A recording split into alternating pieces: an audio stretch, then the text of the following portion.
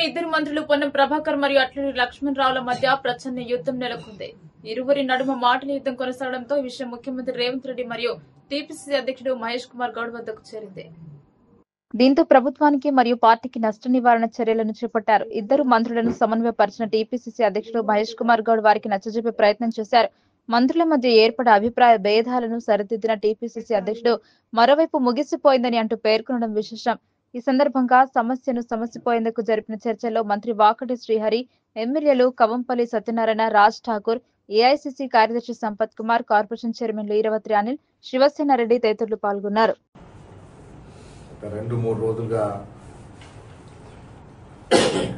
ఇద్దరు కూడా తమ్ముళ్ళు పొన్నం ప్రభాకర్ గారు చేసినట్టుగా చెప్తున్న వ్యాఖ్య, లక్ష్మణ్ కుమార్ గారు నచ్చుకోవడం, యావత్ వారి సమాజం కూడా దీంట్లో కొంత బాధపడడం జరిగింది.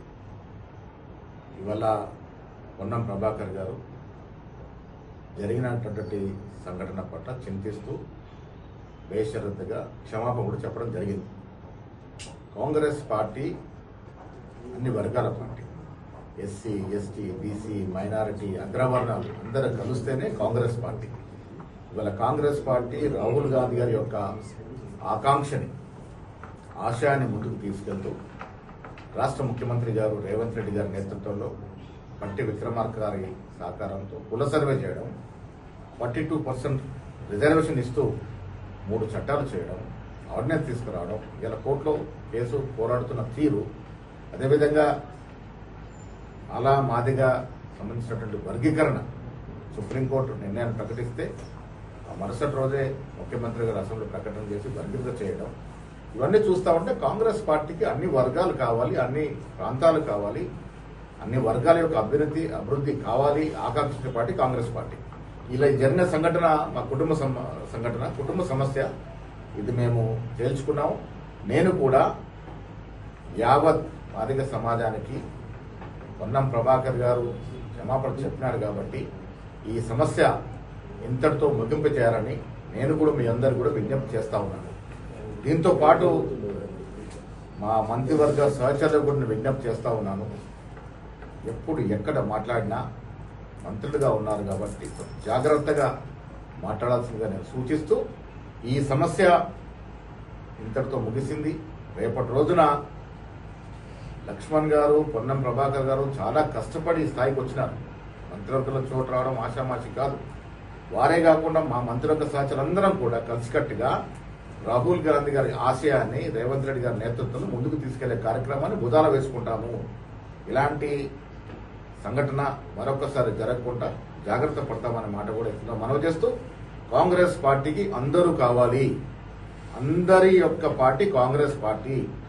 సోనియా గాంధీ, ఖర్గే గారు, రాహుల్ గాంధీ, ప్రియాంక గాంధీ గారి ఆశయాన్ని ఈ రాష్ట్రంలో రేవంత్ రెడ్డి గారి నేతృత్వంలో బట్టి విక్రమార్క మేమందరం కూడా కలిసి ముందుకు తీసుకెళ్తున్న సందర్భంలో రాష్ట్ర ప్రజలందరూ కూడా వీటిని అర్థం చేసుకుని మాకు బాసటగా ఉండాలని కోరుతా ఉన్నాం. ధన్యవాదాలు. సామాజిక న్యాయానికి ఛాంపియన్ కాంగ్రెస్ పార్టీ.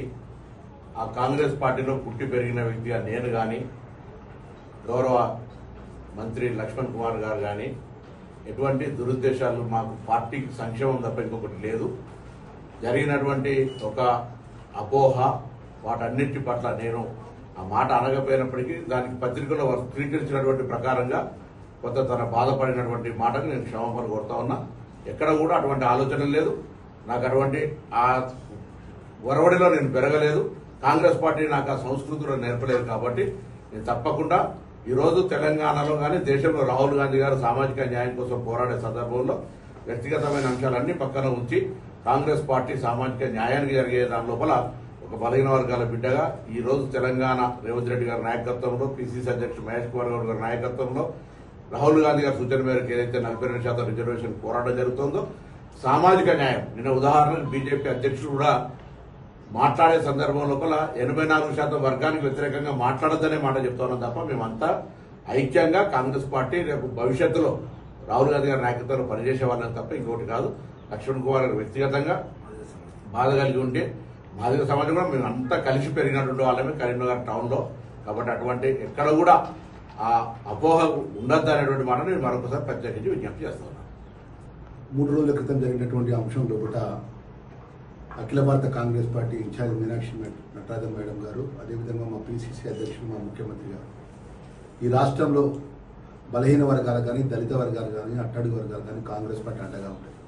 ఒక సామాన్యమైనటువంటి కార్యకర్త, నేను జెండా మోసిన కార్యకర్తను ఇలా రాష్ట్ర క్యాబినెట్లో మంత్రిగా, ఒక మాదిగ బిడ్డగా, మాదిగ రక్తాన్ని పంచుకొని పుట్టిన వ్యక్తిగా నాకు ఇంత పెద్ద అవకాశం ఇచ్చినటువంటి ఆ పార్టీ లైన్ దాటిపోయే వ్యక్తి నేను కాదు. ఏది ఏమైనా కూడా మా సహచర ఒక బీసీ బిడ్డగా, మా ప్రభాకర్ అన్న మా జిల్లాకు సంబంధించినటువంటి మంత్రిగా వారు మీరు గౌరవించుకుంటారు.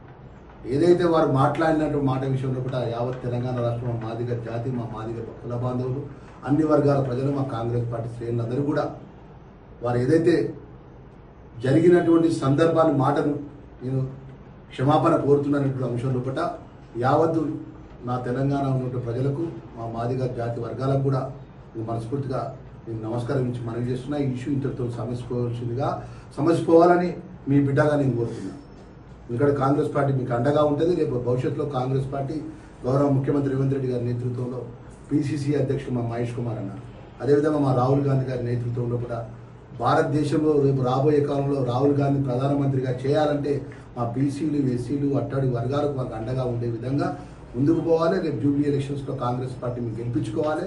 రేపు స్థానిక ఎన్నికల్లో కాంగ్రెస్ పార్టీ గెలిచే విధంగా మీకు కష్టపడాలి. కాబట్టి ఈ చిన్న మా కాంగ్రెస్ పార్టీకి ఉన్నటువంటి, మా కుటుంబానికి ఉన్నటువంటి ఈ సమస్య విషయంలో కూడా యావత్తు తెలంగాణ ఉన్నటువంటి మా మాదిగ జాతి మొత్తం యావత్తు ఈ దాని విషయంలో మనసు ఉంచుకొని, అన్నా నిన్ను వనగా నువ్వు మా తరఫున ప్రతినిధిగా ఉన్నావు అని చెప్పి మాట్లాడిన రోజులో వారికి అందరికీ కూడా నేను మనవి చేస్తున్నా. దయచేసి ఈ ఇష్యూ ఇంతటితో నిలుపుదల చేయాలి. మీకు నేను మనవి చేస్తున్నా. మా అన్న కూడా, ప్రభాకర్ అన్న కూడా మనస్ఫూర్తిగా చెప్పడం జరిగింది. దయచేసి దీన్ని మీరు మనసుగా అర్థం చేసుకోవాలని చెప్పి మీ బిడ్డగా, మీ అన్నగా నేను మనవి చేస్తున్నాను.